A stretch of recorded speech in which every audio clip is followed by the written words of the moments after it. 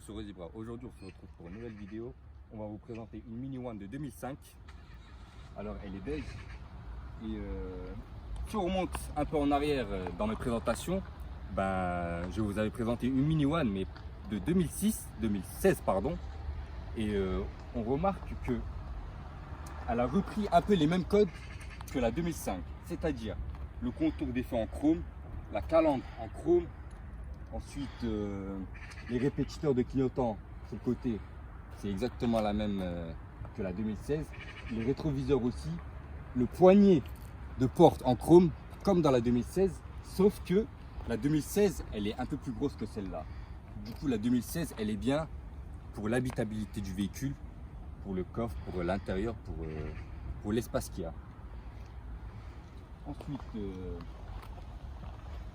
à l'avant du véhicule, il y a les veilleuses qui se trouvent ici. Ensuite, là, tu as les clignotants. Ici, c'est l'emplacement des antibrouillards. Là, ce modèle-ci, elle les a pas malheureusement. Du coup, ils ont mis un cache en plastique noir. Ensuite, là, tu as les feux de croisement, feux de route. Et puis, voilà quoi, pour l'avant, c'est comme ça. Et pour le côté, elle a des jantes Mini Cooper S. Le propriétaire a fait un très bon choix en mettant ces jantes-là. D'ailleurs, je le remercie énormément de m'avoir prêté son véhicule pour la chaîne Ozibra. Et puis, c'est pas très récurrent de voir des jantes en 17 sur une citadine. Et vous allez voir lors de l'essai, c'est vraiment efficace de mettre des jantes en 17 puisque la voiture, c'est un rail, elle tient super bien la route. Ensuite, on voit que sous le pare-brise, il y a une sortie d'aération. C'est pour éjecter l'air chaud du moteur.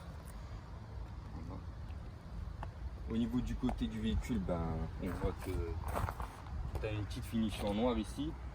Ça fait un peu bodybuildé, ça ressort de la carrosserie, c'est un peu sport. Ça fait effet sportif. Ensuite, poignée en chrome, comme je vous l'ai dit tout à l'heure. Trappe à essence, ça je ne l'ai pas dit. C'est une essence, elle a une cartographie éthanol aussi. Pour ceux qui ne savent pas, l'éthanol, c'est un carburant qui vaut pas très cher. Et puis, avec le plein, le propriétaire du véhicule, il arrive à faire 400 km avec le plein pour 30 €. C'est une révolution dans le monde de l'automobile. Ensuite, au niveau de l'arrière, on a l'antibrouillard qui se trouve ici. Ensuite, là, c'est en plastique brillant, noir brillant, pardon. Et puis, il y a la même chose à l'arrière, le contour des feux en chrome, échappement qui a été peint par le propriétaire en noir. Ça fait sportif, c'est pas mal. Ensuite là, elle a les montants en noir. Maintenant qu'on a fini l'extérieur du véhicule, on va passer à l'intérieur. Et comme vous voyez bien, la porte, elle n'est pas équipée de montants. Les montants, ils sont restés sur le véhicule, ici. Ensuite, ça c'est du plastique qui est beau. C'est du noir anthracite ou gris anthracite. Ensuite, ici, tu as du cuir. Ensuite, là, tu as le poignet en chrome. Ça, c'est comme la 2016. Hein. Ça, ils ont pris les mêmes poignées. Sortie d'enceinte. Ensuite, inscription Mini One. Même dans la 2016, il y était. Ensuite, là, tu as les réglages des sièges, etc. Je vais m'installer pour vous parler du volant. Le volant, je l'aime pas, perso. Les deux branches comme ça, je suis pas fan. Ensuite, ce qui est bien, c'est que tu as le contour ici. Et tu as même le compteur digital qui se trouve à cet endroit-là. On verra ça lors de l'essai du véhicule. Alors que je trouve que ici ça me dérange beaucoup de voir la vitesse ici, alors que ici c'est devant tes yeux. Ensuite, ici il y a le même gris anthracite. Et puis là, tu as le réglage des feux, commande des feux, commande d'essuie-glace, etc. Au niveau du console central, ainsi que du tableau de bord, on remarque qu'elle a le rétroviseur manuel, passage de nuit manuellement. Ensuite là tu as les pare-soleil, tu as même un pare-soleil ici, ça c'est très impressionnant parce qu'on n'en voit pas assez souvent des pare-soleil ici. Ensuite revenons au compteur du véhicule. Et je remarque que tu as les mêmes choses avec la 2016 que je vous ai filmé il y a longtemps. On remarque qu'elle a les mêmes rondeurs. Et ensuite bon, ici ça a été un peu modernisé, mais sinon tu as les mêmes boutons. Ici, je ne sais pas si vous vous en rappelez, il y avait le bouton pour démarrer le véhicule sur la 2016. Et là, on voit qu'il n'y a pas ce bouton-là, mais il y a d'autres boutons, c'est pas mal. Pommeau de vitesse, exactement pareil avec le chrome. Ensuite, là, tu as les portes gobelets, tu as un rangement là-bas. Ici, c'est pour le réglage des rétroviseurs. Ensuite, ici, tu as le bouton pour effacer le défaut du pression de pneu. Parce que là, tu as le voyant qui s'allume lorsqu'il y a un des quatre pneus qui a une basse pression. Et du coup, pour effacer ce voyant-là, il faut appuyer ici. Ensuite, ici, tu as le bouton du warning. Ici, c'est pour la luminosité du véhicule, du tableau de bord. Et puis, pour l'avant du véhicule, ça se passe comme ça. Au niveau de l'arrière, c'est assez impressionnant parce que regardez, on voit que c'est bien creux. Et ça, c'est pour gagner beaucoup plus d'espace. Pour les passages arrière, c'est assez impressionnant. Parce que lorsqu'on est creux à l'arrière, ben, nos jambes montent. Du coup, on a tendance à être dans une voiture sportive, par exemple. Dans une Formule 1, c'est un peu la même chose. Ensuite, ici, tu as des rangements. Alors, c'est une 4 places. Comme vous voyez bien, on peut mettre personne au milieu. Il y a les emplacements de la ceinture. Ensuite, tu as les appuis-têtes, repose-main. Et puis, pour finir, ben, on voit qu'il y a un accoudoir central avec la porte du gobelet. Le coffre, c'est le plus gros point négatif de cette voiture, je trouve. Si vous pensez à la même chose, ben, n'hésitez pas à me le dire dans les commentaires. Parce que regardez, capacité du coffre, 150 litres. C'est vraiment très très peu. C'est pour, ouais, c'est une voiture de ville en fait. C'est une voiture de ville et on voit que ici tu as un allume-cigare. Voilà. Ici c'est pour baisser les sièges. Et puis voilà. Hein. Mais heureusement qu'on peut baisser les sièges parce que pour transporter quelque chose, c'est sûr que là ça va pas suffire. Maintenant on va passer au moteur. Ah ouais, elle est équipée de vérin. Et je vois que tu as même les feux qui se lèvent avec le capot. Ça c'est un très gros changement ça. Parce que la 2016, elle n'a pas, lorsqu'on lève le capot, il n'y a pas les feux qui montent avec.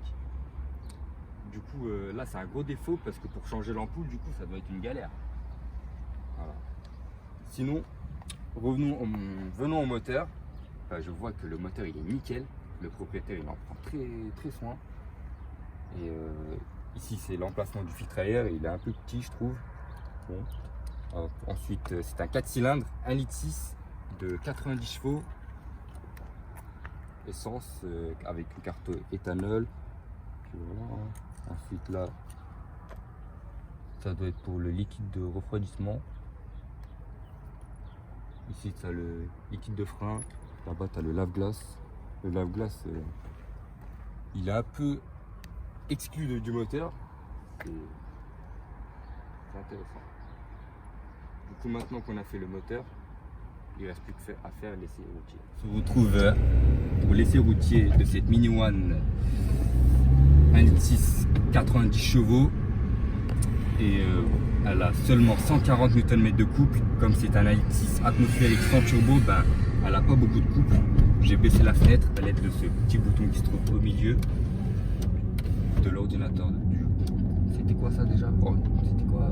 Tableau de bord, voilà. Du coup, on sent que la voiture, elle est très difficile à conduire. Difficile du genre, c'est très dur en fait. Tu vois, il faut être balèze pour la conduire. Comme c'est une conduite BM, pour ceux qui ne savent pas, bah, Mini, ça a été racheté par BM et ils ont les mêmes directions, le même embrayage, la même boîte de vitesse. Et du coup, c'est très dur à passer. Voilà. Sinon, ça se conduit parfaitement.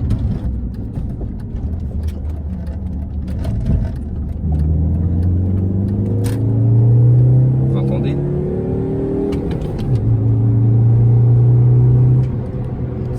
Il y a un bon petit bruit, hein, quand même, c'est pas mal. Pour de l'origine, c'est très bon. C'est un bon bruit d'échappement.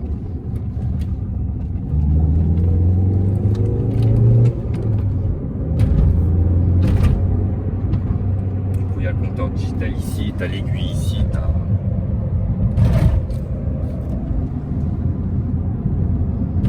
Ensuite, là, il y a la capacité du réservoir d'essence. Qui a une capacité de 50 litres. affichage, tu as le température ici, tu as même le clignotant ici. Par contre, quand tu l'enclenches, on ne sait pas si on a enclenché la gauche ou la droite, tu vois. Ça, c'est un peu dérangeant, il me semble.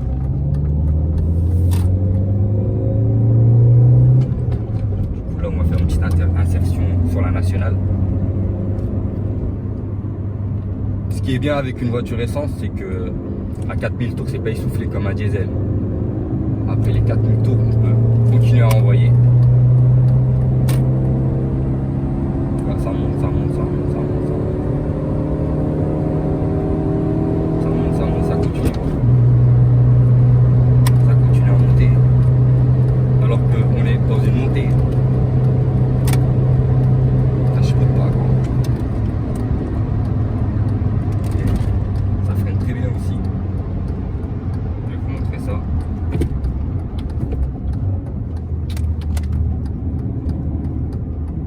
Comme je vous ai dit tout à l'heure pour la tenue de route, grâce aux jantes de 17 pouces.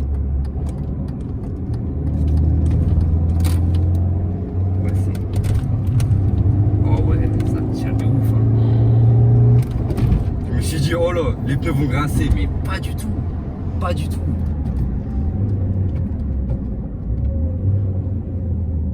C'est pas une 4 roues motrices, hein. C'est une traction, mais elle a une putain de tenue de route quand même. Elle peut très bien se conduire sur la nationale.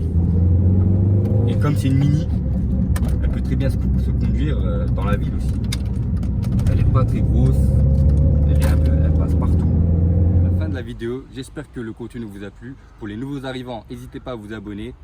Pour ceux qui sont abonnés et qui regardent souvent mes vidéos, si vous avez aimé, ben, faites un j'aime. Si vous n'avez pas aimé, ce qui peut arriver, faites un j'aime pas. Et puis on a une page Instagram aussi, comme vous voyez bien sur le cache-plaque.